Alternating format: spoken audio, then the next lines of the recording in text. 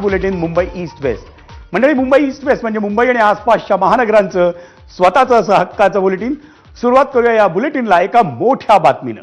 एका डेटिंग ॲपवरून पुरुषांना जाळ्या तोडून डेटवर असतानाच त्यांना धमकावून लुटणाऱ्या टोळीचं रॅकेट हे मुंबई पोलिसांनी उद्ध्वस्त केलंय. साकीनाका आणि पवई पोलीस स्थानकाच्या पथकानं या कारवाईत मोठी भूमिका बजावली. धक्कादायक बाब म्हणजे केवळ या प्रकारच्या कामासाठी दिल्लीमधून 25 ते 30 तरुणींना मुंबईत आणण्यात आलं होतं.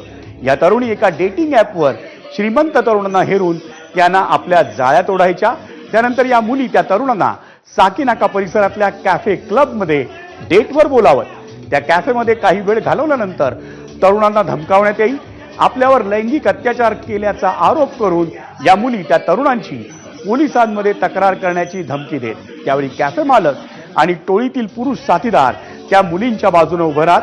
त्यावेळी घाबरलेल्या तरुणांकडून खंडणी वसूल करण्यात येईल. कधी कधी या मुली कॅफेमध्ये डेटवर असताना भरमसाठ ऑर्डर देत मग कॅफे मालकाकडून संगनमतानं अव्वाच्या सव्वा रकमेचं बिल हे वसूल करण्यात येईल त्या तरुणाच्या खिशातून. ती रक्कम 25 ते 50 हजार रुपयांच्या घरात असायची. मुंबई पोलिसांनी कॅफे क्लबमध्ये छापा टाकला. त्यावेळी एका पीडित तरुणाला धाक दाखवून त्याच्याकडून बाउन्सर्स पैशांची वसुली करत होते. या प्रकरणात पवई पोलिसांनी सापळा रचून 10 जणांना अटक केली आहे आणि त्यात 3 तरुणींचा समावेश आहे.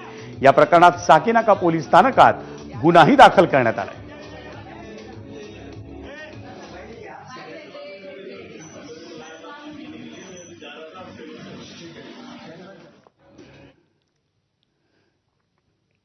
वळूयात पुढच्या बातमीकडे.